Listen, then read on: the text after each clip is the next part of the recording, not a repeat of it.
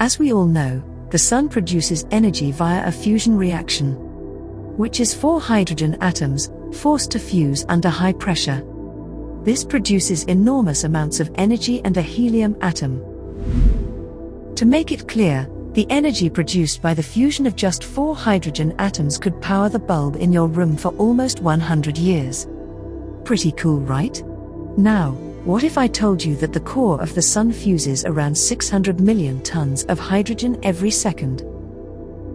Nothing is permanent, just like your past relationship, the Sun too will come to an end, that too a fiery one. Stars, the size of our Sun, have an average lifespan of 10 billion years. Our Sun is just 4.5 billion years old. Scientists predict that in another 5 billion years, the Sun will exhaust all its hydrogen and turn into a white dwarf. You see, by the passing second, the Sun is fusing a lot of hydrogen to produce helium or other heavy elements at the core. Elements heavier than hydrogen condense, making the core more compact. This results in an increase in pressure at the center of the Sun. Fusion reaction accelerates under high pressure at the core, which results in more heat produced over time. Slowly the Sun becomes brighter and hotter. What about the heated gases? It expands, slowly increasing the size of the Sun. After about 3.5 billion years from now, the Sun will become 40% brighter than what it is now. Needless to say, in that heat, even your math teacher won't survive, who usually survives the worst of natural calamities. But this would be way worse. Oceans would boil off, life would be wiped from the surface of the Earth, and who knows, Earth might start looking like Mars. A star fuses hydrogen to produce energy and increase in size, while heavier elements condense and pull the outer layers of the Sun via gravitational forces. You see, both the expanding and contracting forces cancel each other and the star remains stable. But when a star runs out of its fuel, the expanding force is gone and all the heavy elements formed from the fusion of hydrogen will come together and condense down with a huge crushing force. Every action has an equal and opposite reaction. The huge crushing force will be followed by an equally powerful explosion, known as a supernova.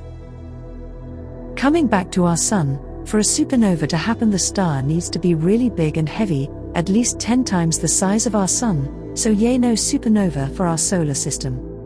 When our Sun runs out of its fuel, it will form the red giant and eject a lot of hot gases and debris into space.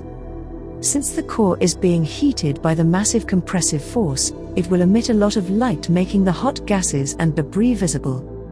This is what we call a planetary nebula.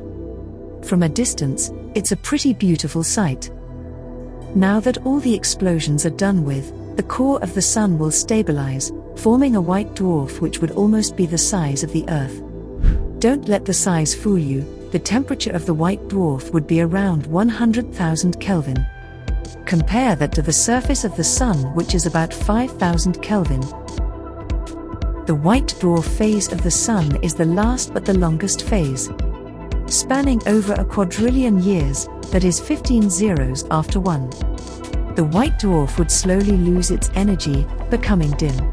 Finally, it would cool down and become Earth-sized dark ball of condensed matter, also known as the black dwarf, officially marking the death of our Sun. This whole process would bring about a lot of change in the dynamics of our solar system and probably would make it inhabitable.